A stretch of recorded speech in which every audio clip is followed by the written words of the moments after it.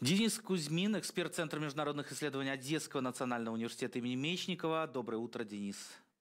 Здравствуйте, доброе утро. Ну и так прямо вот сразу и начнем с утра обсуждать новости от Трампа. Надо сказать, он гений пиара, абсолютный гений, беспрекословный. Да?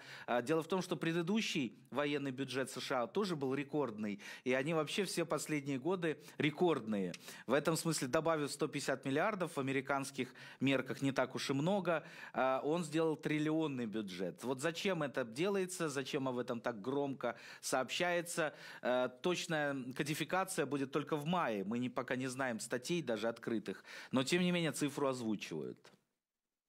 Ну, Дональд Трамп, по-моему, рекордсмен в том, что выучили уже все современные политики.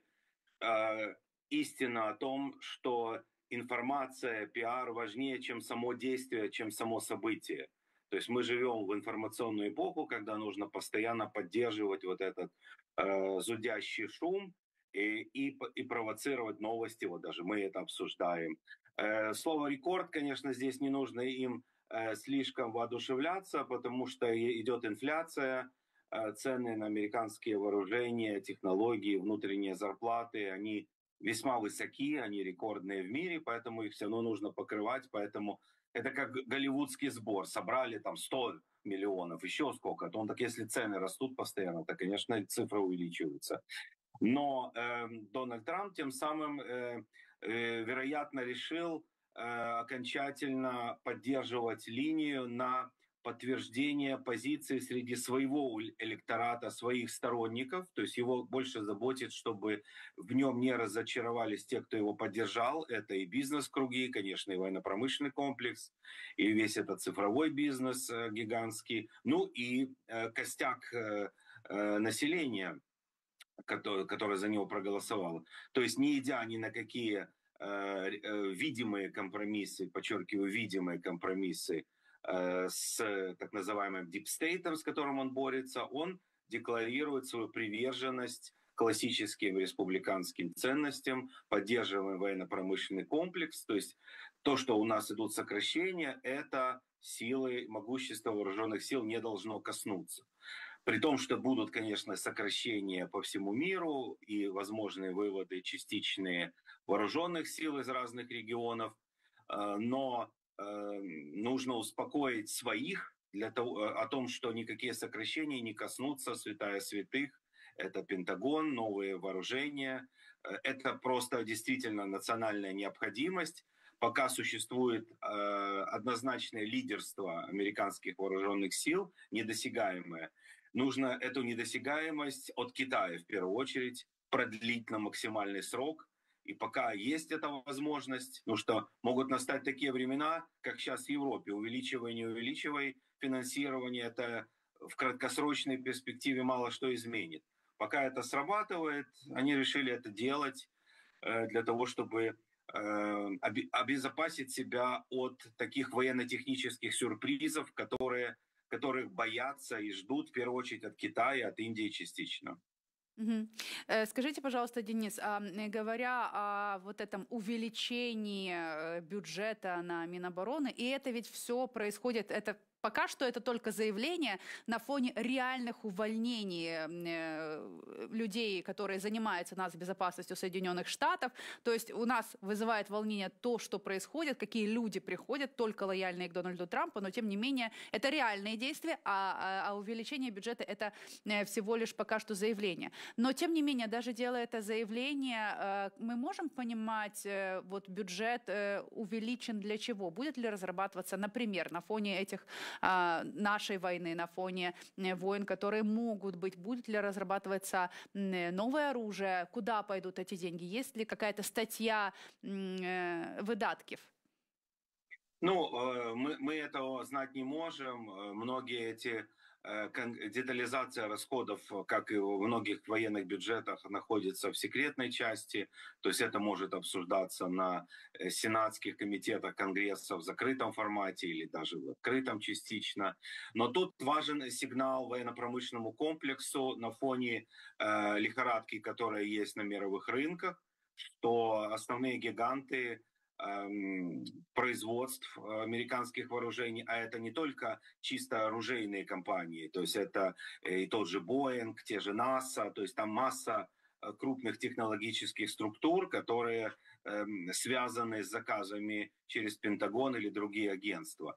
То есть это сигналы рынкам в том числе, что данный сектор достоин инвестирования, он будет на плаву и ничего с ним не случится. Так что здесь и эта цель также убивается.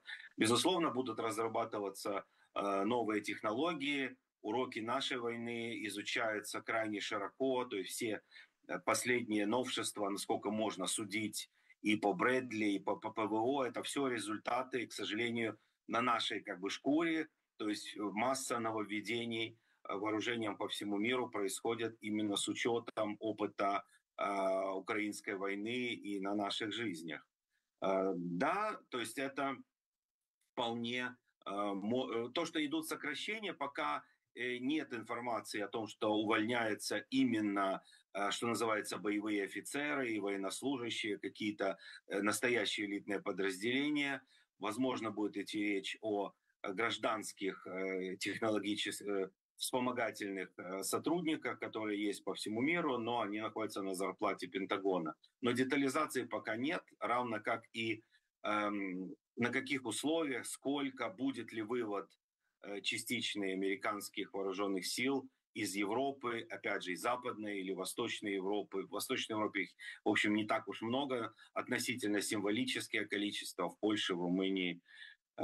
Поэтому эти решения, вероятнее всего, будут частью то, что так любит Трамп, сделки. Да? Вот если это будет частью эффективной, хотя бы с точки зрения Трампа, сделки с Путиным, то есть по каким-то многим параметрам, в том числе вот мы выводим там 10 тысяч, допустим, из 20 или там сколько-то из Восточной Европы. А если это будет хаотические односторонние решения, потому что часто это все напоминает последние десятилетия или пятилетия Советского Союза, односторонние действия по сокращению, по выводу, ну и американцы, сокращайте и молодцы, то есть очень много внутри такой внутрироссийской имперской критики Горбачевского периода, которая напоминает частично. Я надеюсь, до этого не дойдет, а если это будет частью сделки, в том числе выгодной и объективно выгодной Украине, тогда особо ничего страшного нет. Главное, это общий сигнал, чтобы и производители, и военнослужащие, и те, кто собирается идти в армию, а это, в общем, преимущественно именно трамповский электорат. То есть они должны почувствовать, что их все это, настоящих военных, это не коснется. То есть я могу предположить, что именно такая вот стратегия по этому направлению. Денис, также интересная новость. Дональд Трамп намерен провести в Вашингтоне большой военный парад по случаю 250-летнего юбилея армии Соединенных Штатов, который будет отмечаться 14 июня. Об этом сообщили несколько американских и мировых изданий, уточнив, что в тот же день главе Белого дома исполнится 79 лет. Действительно, это его день рождения. И по данным газеты Washington City Paper, она первая сообщила о планах военного парада. Маршрут растянется на 4 мили, почти 6,5 километров. Маршировать будут от штаб-квартиры Минобороны США в пригороде Вашингтона, Арлингтоне, там же, где находится мемориальное кладбище, и до Белого дома. Это огромный маршрут. Представители администрации подтвердили наличие планов, местных администраций подтвердили, что точно пока неизвестно, что это будет, но это будет что-то фантастическое, наверное, как любит говорить Трамп.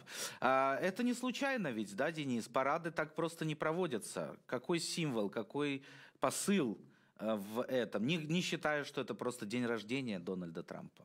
Именно считая, что приурочить это к дню рождения демократически избранного президента, что, в общем, достаточно странно.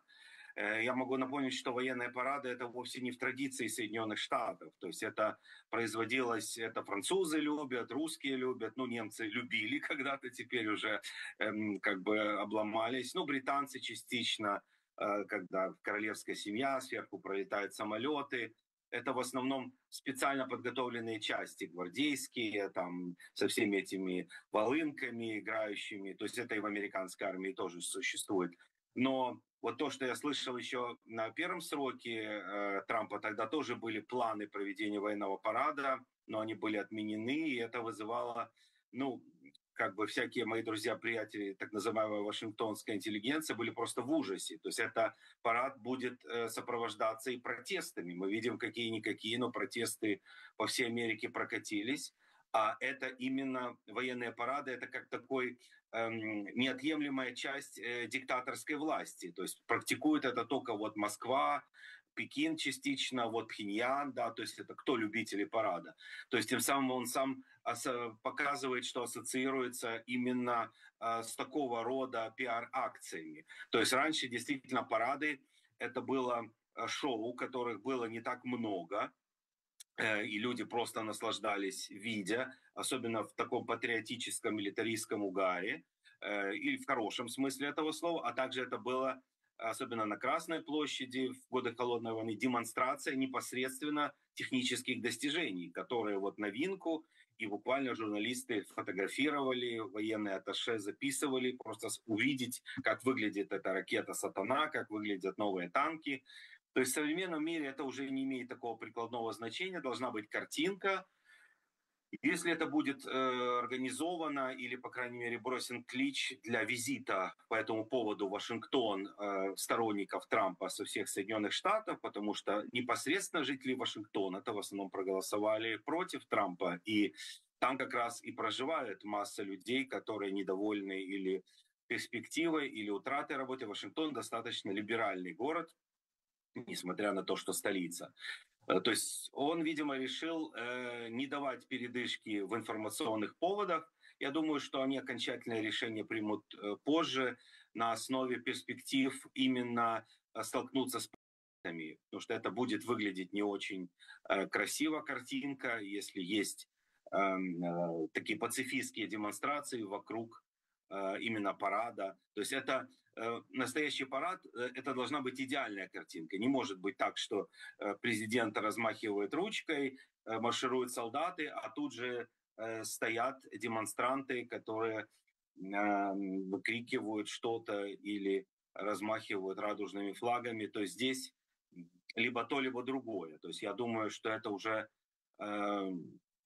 будет достаточно чувствительный момент для американской либеральной публики. Но для всего мира сигнал, что вы не думаете, что Соединенные Штаты слабеют, они, хотя на самом деле слабеют, но показывают то, что мы все равно достаточно сильны, мы все равно сильнее всех. И вот как мы хотим с тарифами, так мы и будем делать. То есть я думаю, что пока Соединенные Штаты имеют такую возможность, потому что в любой момент она может прекратиться. То есть что там китайцы придумают, индусы, какую очередную там войну или еще кто-то, Корея затеет или Россия. То есть пока вот Соединенные Штаты, видимо, решили, раз мы можем, значит мы будем все это делать. И лишний раз продемонстрируем свой колоссальный отрыв в военно-промышленной сфере от основных даже мировых лидеров. То есть как часть пиар-компании подтверждения американской силы это может использоваться, но проведение в Вашингтоне это будет, конечно, проблематичное мероприятие. А давайте поговорим о том, а какой это сигнал и кому в Министерстве обороны США рассматривают сценарий вывода до 10 тысяч военнослужащих из Восточной Европы. Об этом сообщает телеканал NBC News. Подразделения, которые могут отозвать, развернули еще в 2022 году с целью укрепления обороны стран, которые граничат с Украиной. Европейские и американские чиновники считают, что если Пентагон поддержит решение о выводе войск, это усилит опасения о том, что США отказываются от своих давних союзников в Европе и идут на поводу у России. Как сообщает NBC News, окончательное количество военных, которые могут вывести с территории Восточной Европы, пока не согласовано. А кому это сигнал, как вы считаете, Денис, и о чем он нам говорит? И тут сразу же, я понимаю, у нас очень мало времени, но тем не менее, на фоне новостей о том, что уже китайцев взяли в плен, все-таки могут ли США отменить это решение?